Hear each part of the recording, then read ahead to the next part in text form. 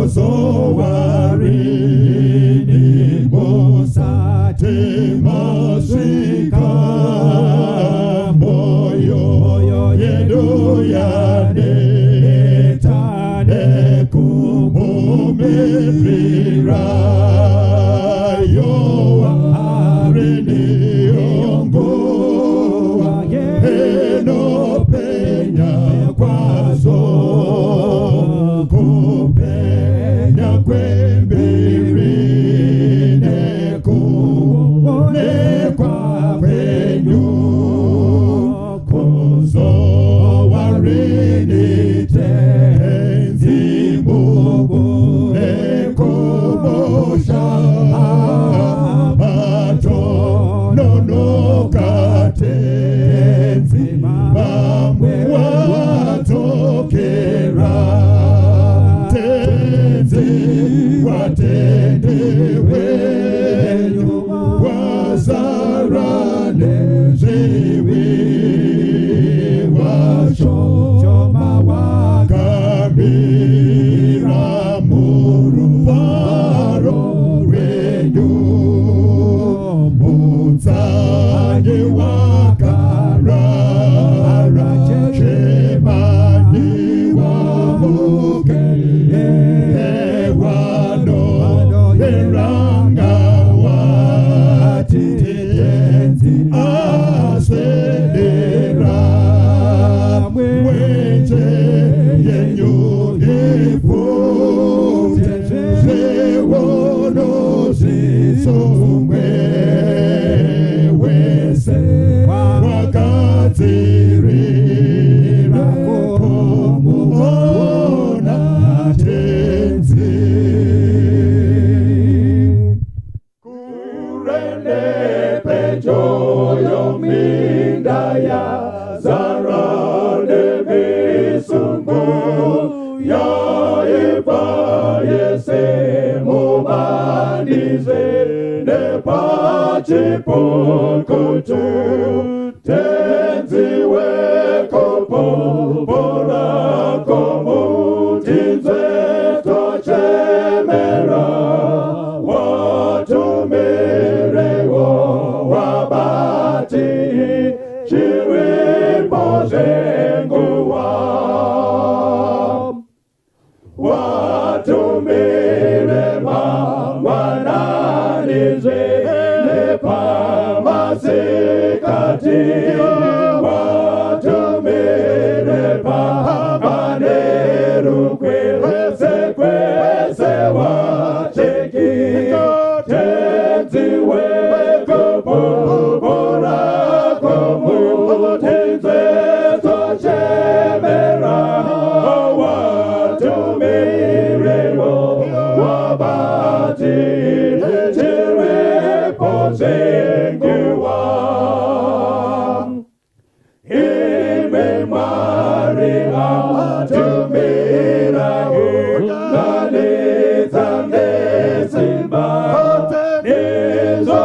nizobasaro rapera muchafara komusha tenzi wekopobora komutinze tochemera watumirewo wabati chiripo zenguwa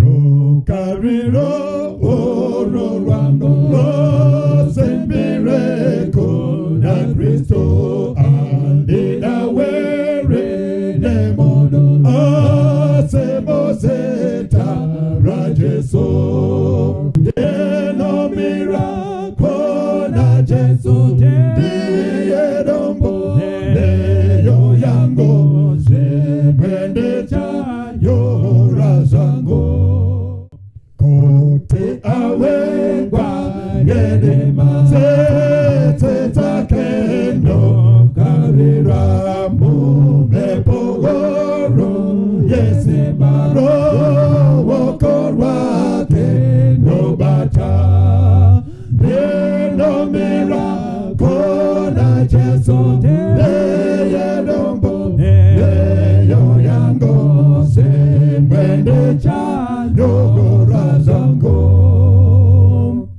chirangano chake icho nechidzidzo cheropa rose ndonepa rosembero pakati pemadambudzo ndenomira kona Jesu ndeyedombo ndeyo yangu chimwende chanyogora zangu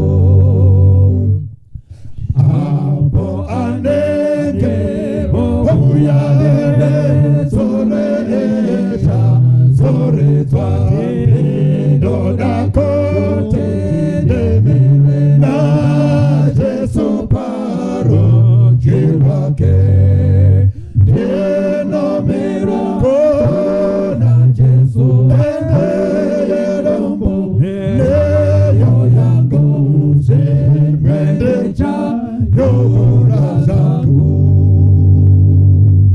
apo anenge ouya netsorecha soretwa ndindoda kote ndemere na Jesu paro jiwake ndenomira kona Jesu ndeyedombo ndeyo yangu chimwende chanyogora zangu. Ndinoda kukukwazisai mese musaratenzi wedu Jesu Kristu. Toda kutitenda Mwari panguva ino zvakare patiri kusangana mukati mekudzidzwa kweshoko ravo. Toda kuti titarise mukati mebhuku ramabasa avapostora chitsauko 1 kubva pavhesi ya8 kusvika pavhesi ya10. Ngatimbonamatai. Ishe tomutendai pataugara shoko renyu, tokumbira kuti mutiropafadze naro, tidzikisirwe, imusimudzirwe naJesu tanamata. Amen. Mabasa avapostora 1 verse 8 kusvika pavhesi ya10. Tinogona kuyambukira pa11, it's okay. Musoro nyaya wandasarudza kuita unonzi mushonga wekorona. Mushonga wekorona. Verse 8 to 10. Asi muchapiwa simba kana mweya mutsvene auya pamusoro penyu.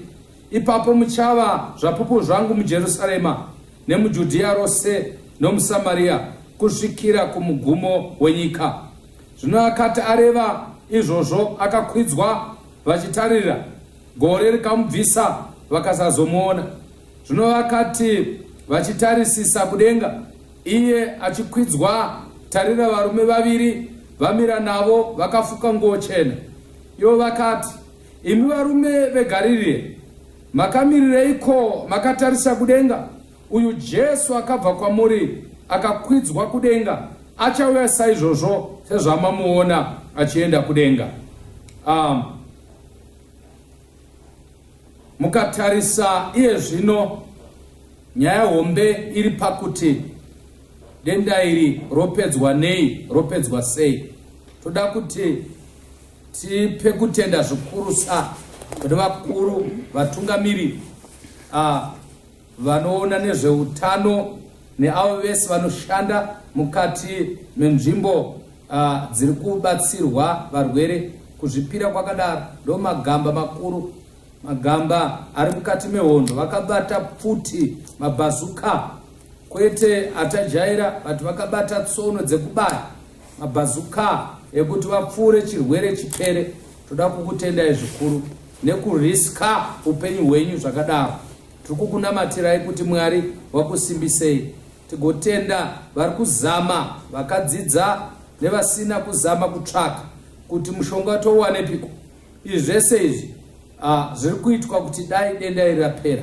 Izvozvo zvese zvinhu zvatisingashore, zvinhu zvatinotarira kuti umwe neumwe ave nenzira dzekuti zvopera sei. But ndine kanyaya kandinako pano kuti mukatore kana mukarege, but inyaya ndanjifungisisa nguva yareba kuti inyaya tingakurukura here, kuti mushonga wekorona chii chingarape denda ratinaro.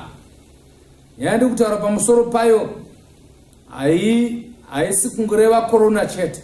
Regai nditi mushonga wezvirwere ndonyandida kutaura panapa. Mushonga wezvirwere zvauya nezvisati zvauya zviri mberi nezvatinazvo.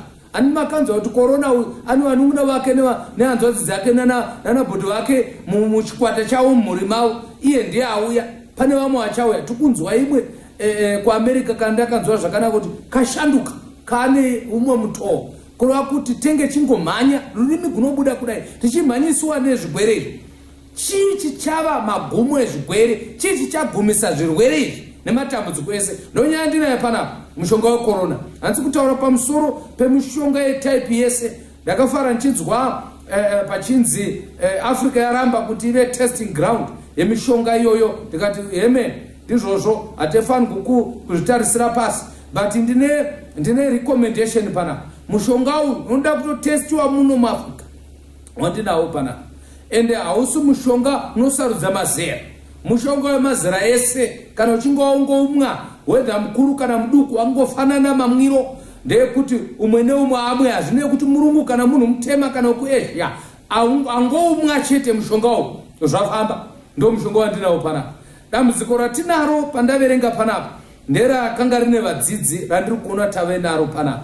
Vadzidzi vakanga vaudzwa mushe Jesu akataura kuti mugare muJerusarema ende mweya mutsvene uchauya pamusoro penyu, mugozove zvapupu zvangu motangira pano paJerusarema pamugere, moenda kuJudhea kureva kuti panext mozoenda kumugumo wenyika. Ndiyanga iri instruction.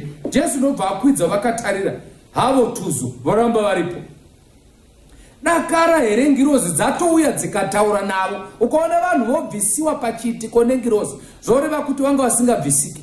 Vakaramba vakangotarisa mudenga vakadai. Shoko ranga rati kudii? Harina kunge rati here Jesu achainda achakwidzwa negore richamubvisa. Imi mochiita basa rekuzivisa nyika kuti Jesu haana kubiwa akamuka. Tikatomuona achienda tikaonekana naye, but maramba mangoti tuzu. Chimwe chinhu chanetsa yezvino ndoona sekuti munogona kundibatsira, ndodaro ndichirasika. Ndoona sekuti ranyaya kutarisa kudenga. Kudenga hakusiko kune nyaya iri pano panyika vanhu vaMwari. I'm not saying tirege kunamata kuti Mwari vasatibatsira, ngatinamatei, but tichinamata ngatite zvepano. Zvepano zvoda kuitwa nemunhu ndo zvinorapa chirwere. Chorapa chirwere hakusi kuramba chingonamata. Let's pray. Kwanamatwa edu kwanamatwa. Ngatinamatei, but pane zvinhu zvikuru zvofanira kuti zviitwe nevanhu. Chimbobvisai meso kudenga, tarisai panyika. Panyika ndo pane nyaya. Chii chiri panyika choda kuchitariswe ipapa. Manzwa imi panapa kunzi kana mweya mutsvene achinge auya muchapiwa simba rekuita sei? Hande kuna Mateo chapter 24. Muchaona kuti chitsauko chabvumburudzwa. Handizivi kuti vaparidzi vangani vataura nezvechitsauko ichi. Totaura pamusoro paprofita wenhema, taurasa pamusoro pezvioneso zvenguva. But yasvika pavhesi ya14 inoti ivhangeri yeushe ichaparidzirwa munyika dzese, chive chapupu kumarudzi ose, ipapo kuguma kuchasvika. Right? Ndogona kuisanganisa futi na Mateo 28 sataenda kure tichiri papo. Mateo chapter 28 verse 18 kusvika pa20 manya ipapo ivhesi dzatoziva idzi. But pane mushonga, ndo pane mushonga ipapa. Mushonga wekorona nemhando dzese dzezvirwere ndo pauri. Uyu ndo unonzi unorapa zvese. Kana ukanzi kune mushonga unorapa, ndo unorapa zvese. Verse 18 ipapo Jesu akasvika akataura kwavari akati, ndakapiwa simba rose kudenga nepanyika. Endai naizvozvo mudzidzise marudzi ose, muvabhabhatidze muzita raBaba neroMwanakomana neroMweya Mutsvene, muvadzidzise kuchengeta zvose zvandakakurayirai. Tarirai ndinemi mazuva ese kusvikira pakuguma kwenyika. Mukatarisa kuna 24:14 inotsanangura sekunge iri kusteta kuti ndo zvichaitika, which is very critical, kuti ivhangeri iyi yeushe ichaparidzwa munyika dzese. Zvinoreva kuti haasi kukukumbirai panapa kuti paridzai ivhangeri, but atotaura kuti ichaparidzwa. Imi musingade muchida ichaparidzwa. kana usingadi kutumwa kuti uiparidze but pane vachaiparidza. Ndozvona zvandiri kunzwa panapa. Zvikureva kuti panapa Jesu ari kuti zvekuti wausi kuiparidza hazviiti kuti igozonzi haina kuparidzwa. Because kuna umwe anofungidzira kuti kana vasina kuita basa raMwari ramira. Handimotova chinzi kwanzi ndakasapota programu yaMwari. Programu yaMwari ichisapotwa nemunhu ndounotosapotiwa neprogramu, nokuti ndounodona programu haidoni. Ivhangeri iyi yeushe ichaparidzwa munyika dzese. But then musiyano uri panapa pana 24 na 28 ndokuti iyi kana ichinge yaparidzwa iyi hainei nekutendeuka kwevanhu. Ndopandinoidira iyi ndeyekuti chive chapupu kumarudzi ose, ipapo kuguma kuchasvika. Saka mubva maona panapa kuti mushonga wezvirwere zvemhando dzese including yatinacho chigweshi chatinacho ichi kuparidziwa kweivhangeri yeushe. Kana ivhangeri yeushe yaparidzwa kumarudzi ose nendimi dzese nevanhu vese, chinhu chandada panapa ndechekuti chive chapupu. Ndo chinhu chekutanga. Zvoreva kuti kuparidza kwatinoita uku hakusi kutsvaga kuti vanhu vese vatendeuke, kunyange tichida kuti vanhu vese vatendeuke, uye kunyange Mwari vachida kuti munhu wese atendeuke, asi hazvirevi kuti vanhu vese vachatendeuka. Uye futi vhangeri harisi kuzomirira kuti tendeuke tese, but kunoparidzirwa kuti number 1 vanhu vanotendeuka vatendeuke. Ndo 28 yai yanzi kunzi kana vachinge vatendeuka muvabhabhatidze muzita raBaba nereMwanakomana neremweya Mutsvene kana vachinge vatendeuka, right? Asi kana vasina kutendeuka imi maparidza chava chapupu. Kuna kuti zvikureva kuti kana vanhu vasina kutendeuka kwaparidziwa ivhangeri yeushe chaya pairi kuti taipipi. But pari kunzi anenge asina kutendeuka haisi mhosva yevaparidzi. Ivhangeri yatoparidzwa. Saka ndiri kubva ndaona kuti chinhu chiri nyore pamushonga uyu ndechekuti hausi kunzi umwiwe nevanhu vese, but unongonzi ngaudispense, ngaupiwe vanhu, right? Amwa anenge asina kumwa arega, asi wanzi wakasvika. Ndo nyaya iripo panapa. Kureva kuti ivhangeri ngaizikamwe nevanhu vese. Timbomira kutarisa kudenga, ngatitarisei panyika. Ivhangeri yafamba here zvamava kuti dei Jesu adzoka. Atidzoka kupi? Haadzokesiwi neCovid ka? Anodzokesiwa nekuti ivhangeri yasvika kuvanhu nemarudzi ese. Saka vanhu vamisa kuti chigwere chirambe chichinetsa vaparidzi. Ndo madoctors akabata mushonga wenyika. Mushonga wenyika hausi kumascientist. Mushonga wechirwere hausi kuvatungamiri wedzihurumende. Kana makatsamwa, tsamwirai vaparidzi kuti havasi kuparidza ivhangeri yeushe. Tichauya pairi manje kabva kwanzi panapa kana chava chapupu kuguma ipapo kuguma kosvika. Saka chichagumisa nyika haasi zvirwere. Haigumisiwi nekuti vanhu varwara stereki vari kufa, inogumisiwa nekuti ivhangeri yainda kuvanhu. Saka kana muchida kuti chirwere chipere, masaitisi ambozorora nevanorapa vazorore, varwere vazorore, ivhangeri ngaiparidzwe. Patisipeta pakuparidzwa kweivhangeri. Kana chiti vaparidzi panapa handisi kureva vanhu vanobata maiki zvandakaita. Tiri vaparidzi munzira dzakasiyana. Vamwe vanoparidza nemaresources avo kuti vhangeri rifambe, vamwe vanoparidza nekuimba, vamwe nekunamatira vaparidzi, vamwe nekuronga mapurogiramu ekuti vanhu vanzwe shoko. Iwe pauri pega pega taura kuti Jesu ari kudzoka nekukasika, ivhangeri yeushe inde kuvanhu. Kana yainda wagumisa nyika. Mwechandada panapa ndechekuti kwanzi ngavatendeuke. Kana chinge vatendeuka ngavabhabhatidzwe. Unoziva zvinoita Satani. Satani akaoma vanhu vamwari. Kana pane munhu watofangwa kuchenjerera ndiye dhiabhorosu akaoma, iye zvino zvitavharika, hakuchina achaombeka, hakuchina achabhabhatidzwa. Tongoparidza kudai tizive kuti ndiani atendeuka ndiani asina, we don't know. But maybe regai titi kana uchida kubhabhatidzwa ndichaita rukoko pakupedzisira wokuti ubhabhatidzwa. Covid ichapera, unofanirwa kuti uombekwe. Mwenguva unogona kushaya mukana wekuombekwa kana nokuombeka, but unofa uri paruoko rwaMwari. Kana hwamandiyarira unoombekwa paJorodhani. Usazeza, usatya, usavhunduka. Tinogona kutadza kuonana tinogona kutadza kudzokera kumachechizve, togona kutadza futi kuvhura makambani, togona kutadzazve kuita industry, but one day wamanda icharira, vanhu vachaponeswa. Don't forget that. Panapa toda kuti tiverenge muitigo wabiyo yedu havasi kumbotamba, abiyo yedu havasi kutamba. Isu zvedu tisu tangofokaza, tiringoona mata tichide chapera, ngachipere, but ngatinamatire chipere, isu tiite zvinochipedza. Zvinochipedza hausi munamato chete, zvinochipedza kuva neshungu nevhangeri, kuti vhangeri ngarifambe. Haisi nguva ino yekungounganidza mari nongovaka dzimba nekudi kutenga dzimotokari, vanhu vachifa kudai. Ndikureva kuti ndo ungave utsinye hwokuti wakadhiposita mota kuti dei covid yapera mota yangu iuye. Hazvina kuipa kufamba nemota, but waisa here mari kuzvinhu zvinoita kuti ivhangeri ifambe, chigwere chirege kurova vanhu. Chiri kuti garisa panapa inyaya yekuti pane vanhu vasati vanzwa vhangeri, ndo vakatimisa. Ndikada tapedza kudaro vanhu vaenda, but nekuda kuti vhangeri asati raenda, kune mapockets asati asvika vhangeri, roda kuti risvike. Chigwere charava chitina kwete ichi zvichawanda, tichaviga, taviga vedu we. Hamusi kuona here, hauwotsitsi here munhu waMwari, haunongoni nekufa kuri kuita vanhu kuti urambe uchisponsa zvinhu zvisinei namari, utadze kuisa mari dzako kuzvinhu zvinofambisa shoko raMwari. Hausi kuona kuti waurayisa vanhu vari kufa nei? Nokuti vari kufira muchitema. Satani haasi kumira, regai muoneka abiyo edu haasi kumira. Diabolos hatambi, isu tisinotamba. 12 verse 12 yazvakazaruka.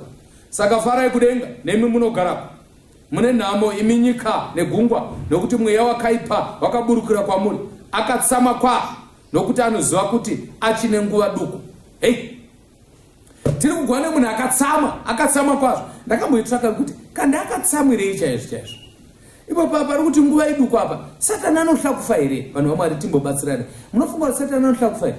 Nguva yaari kuti nguva apa, ari kuda kuti nguva amhanyisa nenguva kuti zviite sei. Nyaya yaSatani chaiyo haidei nekufa kwake, akafa kudhara uya. Kuti kwanzi ari kuhla kuti ndozofa, akafa karo.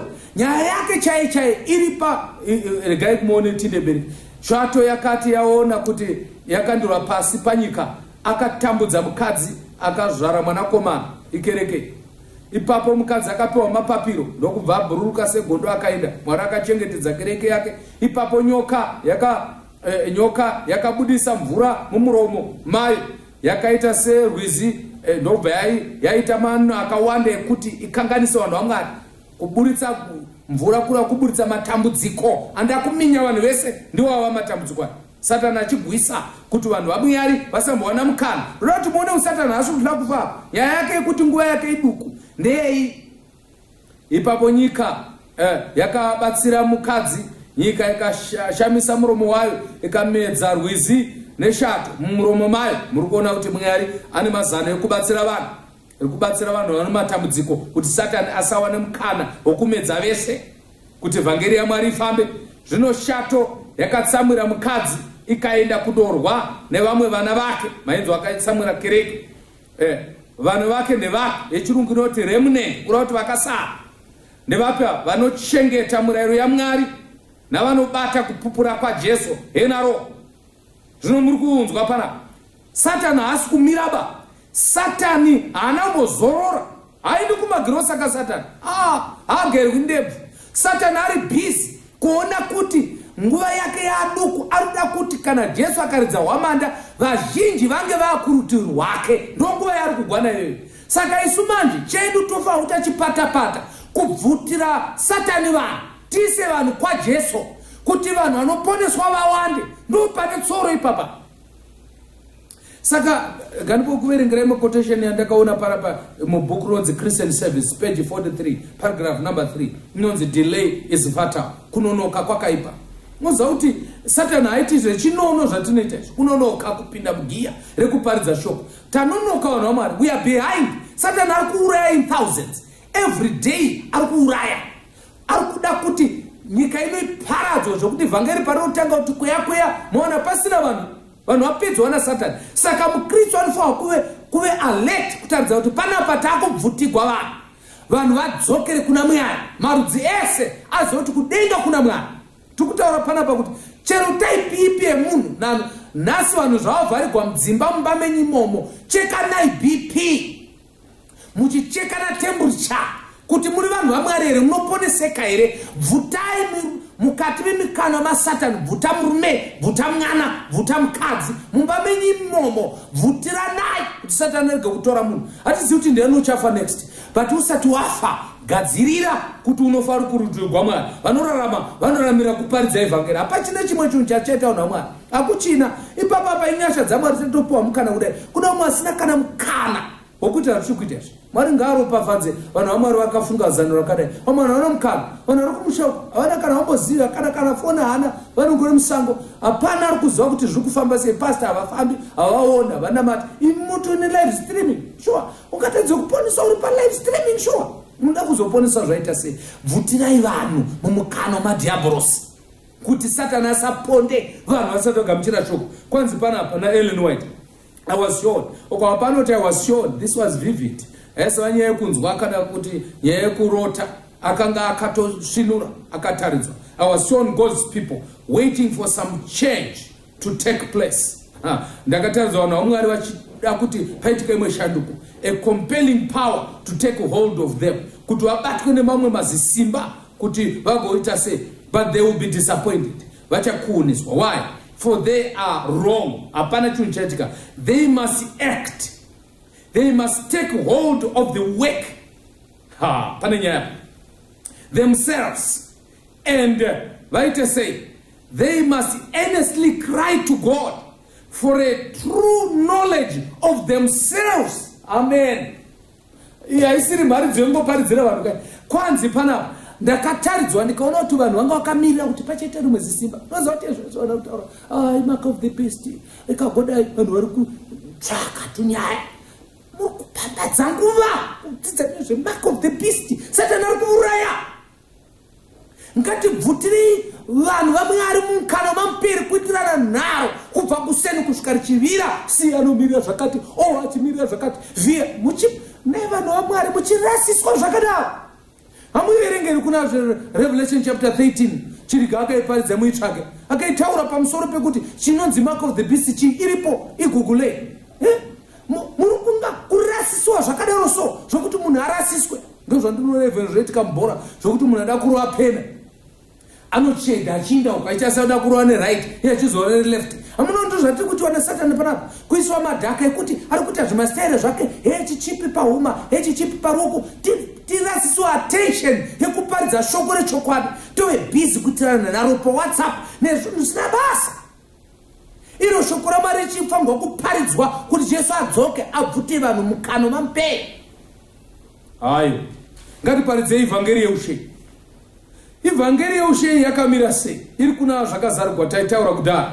Kwanzi panapa Satani anoda kurwisa vanhu vakaita sei? Anorwisa vanochengeta mitemo yaMwari. Amen. Zvinoreva kuti ivhangeri yaMwari yeushe, the gospel of the kingdom, ine chekuita nekuchengetwa kwemutemo waMwari. Saka ndichitini mushonga wezvirwere zvekutivinga, including chatinetsa, kuparidzwa kweivhangeri yekuchengetwa kwemutemo waMwari, nokuti Satani anorova vanochengeta mutemo yaMwari. Araitaura pamusoro pekurova panapa hatingorevi kuti kuuraya, tokureva kuti panguva inotevera he will persecute those vanenge vachengeta mutemo waMwari. Number 2, ivhangeri yeushe, imwe sai inotaridza kuti ivhangeri ndeyeushe. Kwanzi nekupupura kwa Jesu. Kupupura kwa Jesu kudini? The testimony of Jesus. Testimony of Jesus hatisi kutaura pamusoro pekufamba chiJesu akanaka chiti witness. Tikutaura pamusoro pezvaakataura nezvaakatenda nezvaakararama achiita pano panyika. Ndo testimony yake iyo. Tikutaura mharidzo yaJesu, the testimony of Jesus, mharidzo yake. Saka vanhu vanochengeta mutemo waMwari havadiwi naSatani. Number 2, vanhu vanotaura zvakataurwa naJesu havadiwi naSatani. Rega ndikutaura kana uda kuona kuti uri divi ripi, kana uda kuona kuti uri shamwari here kana uri muvengi waDhiabhorosi, ita zvinhu izvi. Kana uchichengeta mutemo waMwari anotika kudai kuti muri muvengi wangu. But ukanyarara pakutaura zvakataurwa naJesu nekurarama zvaakararama, haanenewo.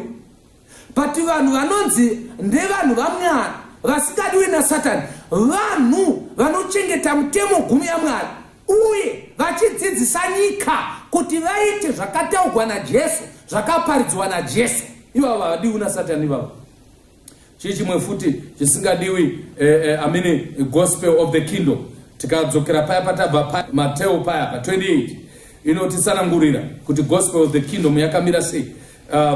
Evangeli yeushe ukaverenga shoko raMwari kuti yeushe of the kingdom inobudisa pachena kuti ine chekuita hakuna kingdom isina king, hakuna kingdom isina constitution. Saka evangeli yeushe inaishe. Ukaverenga Mark 2 verse 27-28 notaura kuti nokuti Jesu reganide papo nisete chibhuku muromo 2 verse 28 yaMariko hande ipapo verse 27 akati kwaari sabata yakaitirwa munhu haana kuitirwa sabata. Haleluya. Sabata haisei masabata ndeye munhu, kana uchingori munhu chete ndeyako, but yakaitirwa kuti munhu abenefite kwete munhu aremegwe nayo. Verse 28 naizvozvo mwanakomana womunhu ndiye ishe wesabatawo. Amen. Zvinoreva kuti Jesu ndiye anogona kudzidzisa kuti unochengetwa sei. Saka machengetero aita pano panyika chaitwe chidzidzo. Saka kana vanhu vakuparidza vanoparidza vakatarisa kachengeterwo kaitiwa naJesu sabata yacho. Ndo zviri panapo uye zviri kubudisa pachena kuti he is the what? The Lord of Sabbath. In other words, mukingdom yaMwari muna Lord wacho ni Jesu wacho anochengeta nekudzidzisa pamusoro pesabata. Imwe yandanchida ndi Mateo 28 ndikadzokere pakare ipapo 28 verse tamboiverengai. Evangeli yeushe yakaita sei? Number 1, endai naizvozvo kureva kuti vanhu vanotobuda voenda, kureva kuti take an action. Hazvingoitiki ugere pasi, unoenda. Unogona kuenda nemakumbo, unogona kuenda nezvipo zvako, unogona kuenda neinfluence nemararamiro ako uri mumba imomo. Murume haaverengegwi vhesiba, murume anoitigwa rudo, murume anoremekedzwa. Kana wadaro waenda. Kuenda kwemhuri hakusi kwokuindisa munhu kuzunde kana kuti munhu anoparidzirwa hengu hongu zvingaitika, but mararamiro ako semwana anonamata zvoita kuti vabereki vako vati kunamata kwakachinja mwana wangu, ndokuenda ikoko. Endai naizvozvo. Mudzidzise marudzi ese. Evangeli yeushe ndeyevanhu vanoenda. Number 2, evangeli yeushe haiketi marudzi kuti church in Africa kana church in Asia. Evangeli yeushe ndeye marudzi ese. Nendudzi dzese nevanhu vese muvabhabhatidze. Evangeli yeushe inoita kuti vanhu vave pasi paishe wemadzishe ari Jesu. Kubhabhatidzwa kuiswa pasi pemasimba aMwari. Eno munhu anobhabhatidzwa sei? Anobhabhatidzwa muzita kwete mumazita. Muzita raBaba neremwanakomana neremweya mutsvene. Pane imwe nzvimbo shoko raMwari rinotaura kuti vanobhabhatidzwa vanofananidzwa nemunhu anoberekwa. Munhu anoberekwa kangani? Muna mai vake. Handi munhu anobuda mudumbu ramai kamwe chete. Kureva kuti munhu anoberekwa nemvura anobhabhatidzwa kamwe chete, kunyikwa kamwe, kwete rushanu kana runomwe kana rutatu. Kamwe chete ndokubhabhatidzwa ikoko. Pane imwe nzvimbo kunonzi kubhabhatidzwa kufa nekumuka. Munhu anofa kangani? Vanhu vanofa kamwe chete ovigwa. Hakuna vanhu vanovigwa pauma chete musana uri pashe. Kureva kuti munhu anobhabhatidzwa anofa, kureva kuti anofa kuzvivi, onyikwa mumvura ndoguva, obva amuka ave chisikwa chitsva. That's why chichinja hembe ndodzengedza nyoro. Dambudziko ndiro rekuti isu hatizozivi kuti munhu watabhabhatidza akafa here. Anoziva ndi Jesu. Nokuti paklinika kana pahospital anoziva kuti munhu afa haasi nesi, but ndi doctor. Kuti tizive kuti munhu atamuombeka afa here. Saka tozomona rago ritoto takambomuombeka. Why? Because akanga akapfumbira takaviga munhu mupenyu. But vese vanofa vanosiya zvivi. Nyaya yatikuda panapa ndeyekuti evangeli yeushe inovasvitsa pakubhabhatidzwa nerubhabhatidzo rwaJesu kwete rwavo. Evangeli yeushe yakaita sei? Evangeli yeushe inodzidzisa kuchengeta zvese, hapana chinoketwa. Kubva kuna Genesis kuna zvakazaruka hapana panoketwa, panodzidziswa zvese. Ndo type yeevangeli yeushe iyoyo. Evangeli yeushe inofanira kusvika kumagumo enyika. Ndo pane key yekuti nyika ino iyi haisi kuzozorora pakurwara. Ichi tinogona kupukunyuka, but pane zvichauya zvimwe zvichawira nyika. Izvozvo kuti pukunyuke, evangeli ngaisvike kumarudzi ese nenyika dzese. Inosvitswa nei? Nesuka tisu vaparidzi vacho, kurarama kwedu nemaitiro edu nekutaura pamusoro paJesu. Ndokuti evangeli yeushe inde kwese. Kana chingaenda kwese kuguma kuchasvika. imwe type yeevhangeri yeushe yanzi everyone, everywhere, everything. Kurati hapana chatinoketa chatoti chimunya hachadzidziswi ivhangeri yeushe. Mukaerenga Revelation chapter 14 taakupedzisa kubva pavhesi ya6 munonoiona ivhangeri yeushe. Notaurwa zvino ndakaona mutumwa achibhuruka pakati pedenga ane ivhangeri isingaperi. Amen. Ndo yeushe isingaperi, zvinoreva kuti inopinza vanhu kusingaperi. Ivhangeri iyo isingaperi, isingabvuruvari, isingaexpire. Yakanga iriko panguva yana Jeremiah, iripo zvino panguva dzedu icharamba iripo. Ivhangeri isingaperi nekuti ndiye Mwari usingaperi kuti iparidzirwe vanogara panyika. Kureva kuti vanoparidzirwa ivhangeri tisu togara pano panyika. Haiketi vanhu namarudzi ese nendudzi dzese nendimi dzese navanhu vese. Amen. Vanhu vese type dzese vanofanira kuparidzirwa ivhangeri yeushe. Akati nenzi guru, wonderful. Guru zvoreva kuti hachisi chidiki ba, inyaya hombe inotoda mazwi makuru kureva kuti loudly ngainzvike pasina munhu anozoti anda kuinzwa. Ityai Mwari mumurumbidzei. Amen. Kutya Mwari kuita sei? Nokuti nguva yake yekutonga yasvika. Kureva kuti taapadhuze nekuti Jesu achidzoka. Namatai iye. Ndo definition evhangeri yeushe. Namatai iye akasika denga nenyika negungwa nematsime emvura. Amen. Tomuziva seiko kuti akasika? Todzokera kuna Genesis pacreation week.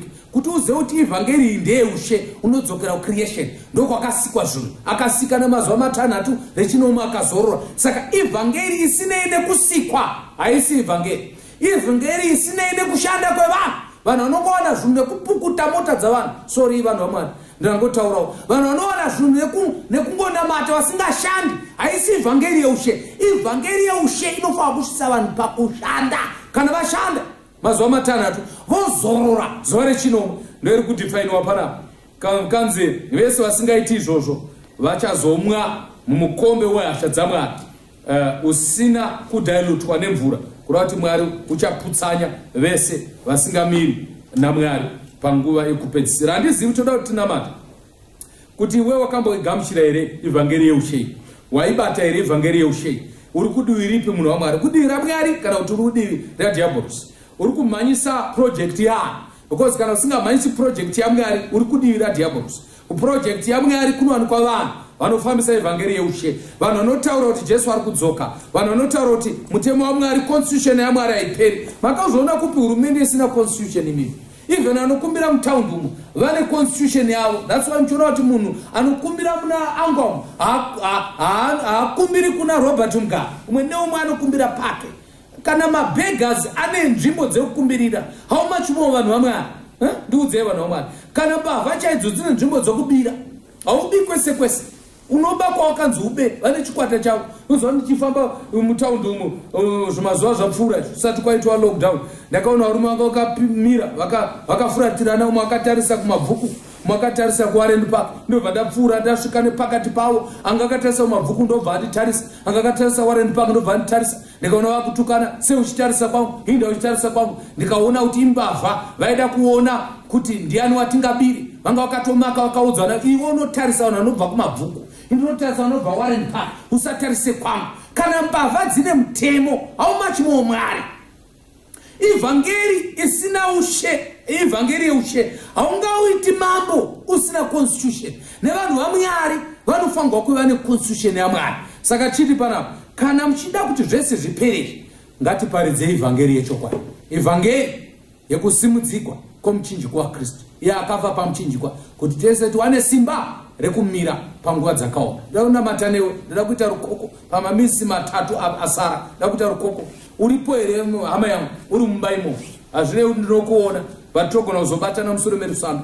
Ndoda kuti ndinamate newe, ndoda kutoita statistics. Uripo here hama yangu? Not pastor. Inini ndakambenge ndichipinda but ndakabuda. Ndoda kuti ndidzoke, ndoda kufambisa ivhangeri yeushe.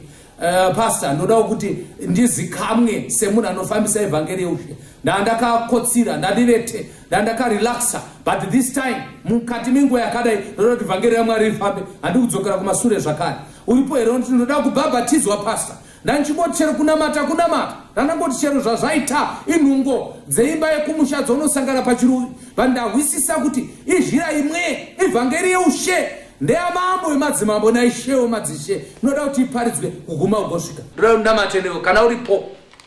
Of course andikakuoni, but Ishe anokuona. Simudza ruoko rwako uri papo. Ndoda kunamata newe kuti Mwari ndigamuchirewo. Ndoda kubhabhatidzwa nerubhabhatidzo rwechokwadi. Ndinamate Mwari weshuwa, Mwari akasika denga nenyika nematsime emvura. Iye Mwari ndikamunamata ndikoparticipate pakuparidzwa kweevhangeri. Zvirwere zvatinetsa izvi nyange zvikatishupa, but wamandairire nekukasika. Amusati maneta vanhu vaMwari. Amuinyi mani anashwane munenge muruda kugara pano imimi. Mune zvinhu zvamakateya imimi. Mune chimari twenyuka amuruda kugara pano. Vamwe vaneta, taneta vedwe nenyika ineyi. Toda kumbozorora. Amuneti nekuchere makuva. Amuneti nekubhuroka kuita nyika. Pachine nyika ichine chunere. Dzabhuroka nyika dzisina kana chinhu. This thing chofa kumutsa maKristu apepuke azive kuti this is a wake up call yekuti preach the gospel of the kingdom. Jesu adzoke tiende kumusha. Saka kana wasimudza ruoko rwako tichazonamata newe uri ipapo. Ishe anokuona. Simudza ruoko usatye, hazvine ndokuona, but Mwari anokuona. Simudza ruoko rwako. Yes, simudza ruoko rwako. I'm praying with you right now. Ano Mwari akuitire zvakanaka. Ende uzondibata, ndoda kuzokubhabhatidza. We might not do it now physically kuti tikunyike muJorodhani, but Mwari akupe upenyu zviitike tikokunyika muJorodhani. Kana zvakona zvemumvura iyi, bhabhatidzo nesimba remweya mutsvene kuti ukozwa nhengo candidate yekudenga uchanosangana negororo riya rakati Ishe mundirangarire kana mopinda muparadhiso. Jesu akandenge ndinewe noburitsa pachena kuti newewo ukasawana mukana wekubhabhatidzwa nemunhu. By the way, asi munhu anotoombeka unogona kutoombekwa napasa uchaenda mugehena, but kana ukabhabhatidzwa nemweya waMwari hakuna mhosho, hakuna kukanganisika, watobhabhatidzwa zvachese. Simudza ruoko rwako. Wave nenguva yakareba wakasiya mudzimai nevana vachienda kuchechi, iwo ndobva waenda kubhawa, wakuita zvimwe. Wakavasiya pamukova wechechi, ndiwanga vari wechechi kayo. Tatotemba newe kuti ndiwe waiti ukaimba chechi yaitinira. Wakanga uchiimba zvinotyisa, waiti ukatungamirira vanhu vanoti vamuchiona. Ndiwakanga uchiita zvidedzero madzimai sarai, vakomana sarai, but nhasi wakusara mubhawa. Ndiwo wakutodzingwa kubhawa. That must stop. Unofanira kuuya kuna Jesu udzoke kuna Mwari. Mwari unokugamuchira. Nokuti anoti Jesu akandigamuchira ndoapa simba rekunzi vanakomana nevanasikana vangu. Saka Mwari anoda kukupa simba. Simudza ruoko rwako apo ndakunamata newe wozotibata mushure merusando tigonamata tikunyore zita rako. Toda kutonyora zita rako. We need to baptize vanhu vaMwari. Let's baptize pastors. There is no time to wait. Satan ari kuombeka vake nekuvaisa mukati memakuva aumasati wawana shoko. But I'm happy pana Mwari kufa vari kurutivi rwaMwari. This is the time to baptize people, but not in water, but by the Spirit of God. So musamira bakumira kuita rukoko nokuti COVID yapera. No, imomu vanofanira kuombeka vanhu vaMwari vagamuchire Kristu. Takunamata zvino. Simudza mwoyo wako kuna Mwari. Wakapumuka nguva yareba, wafamba kure kumusha, tenzi ndodzoka. Ndanga ndapumuka, ndanga ndasiya chechi nokuti ndakatoregwa murume wangu muchechi. Ndakasiya chechi, ndakaitirwa makuhwa, ndakataurirwa zvisizvo, ndakafungirwa zvandarisina kuita, ndakasiya nekunyeyiwa, ndakasiyiwa nekutarisirwa pasi, ndakasiyiwa nokuti havana kuzondiona panhamo yangu, havana kuzoviga mwana wangu. Ndanga ndichizvipira chaizvo panhu zvaMwari, but Mwari haana kundipindura munamato. Ndakasiya nokuti ndanga ndaroyiwa, ndakanga ndabata mishonga, ndakasiya nokuti bhizinesi ranga rabhuroka, ndikambotsvaka kuti romuka sei. Ndakasiya nokuti murume anga andiseka, andivigira zvimwe zvinhu. Nhasi ndoda kudzoka. Dzoka, Mwari anokugamuchira. Rega tinamata. Ishe tomutendai mangwananano. Tomutendai nekuti muri Mwari, Mwari asingachengeti grudge nemunhu. Imi munoti vese vanokugamuchirai munovapa simba. Asimudza ruoko mwanasikana, asimudza ruoko murume uyu, asimudza ruoko mukomana jairi nemhandara, mai ava mbuya sekuru. Nguva yareba vasazivi mukova wechechi. Mwari mavadzikamisa. Wakatotenga nedoro rekuti noguma panopera COVID. Vakatohodha vakazadza firiji nedoro rinoguma palockdown. But we are praying in the name of Jesus. Nhasi ngavaridhudhudzire pashe. Vati ndadzoka mudzimai, ndadzoka kuna Mwari. Hapana chichatibatsira. Mukombe hauchabatsira. Pakuda kuti vanhu vasimbe nemi, vamire nemi. Ndiani anoziva kuti acharipedzisa doro iri asati abatwa nacho chigwere. Tikunamata kuna Mwari. Mwari anogamuchira vanhu nenzira dzavo dzese. Mwari anogamuchira vanhu nezvimiro zvavo zvese. Gamuchirai vana venyu. Muvanyore mukati mubhuku reutsvene. Muvanyore kwete nebhilo inopera, but muvanyore neropa raJesu.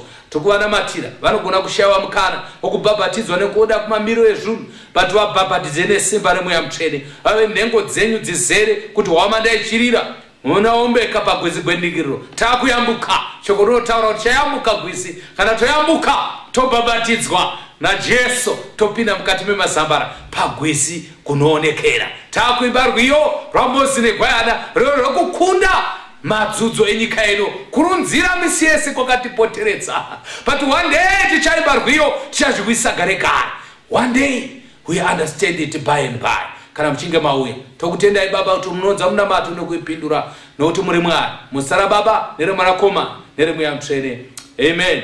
Mwari ugare kuite zvakanaka Mwari ugare akukomborere uzvipire zvachese usiye tsika dzese dzisina kunaka vatumire naMwari ishakuitire zvakanaka nguva yekunamata moyo unopawa toya kuna Jesu ponesi wedu nekutenda toya kuchechango chane orapa wakaneta akanaka kuwayo erimukuna amata tinokomborewa orapa wakaneta zvakanaka kuwayo kuwaye kuna mata tenzi oswerera anetsitsi kunzwa wana wachichema zvese tinozvisa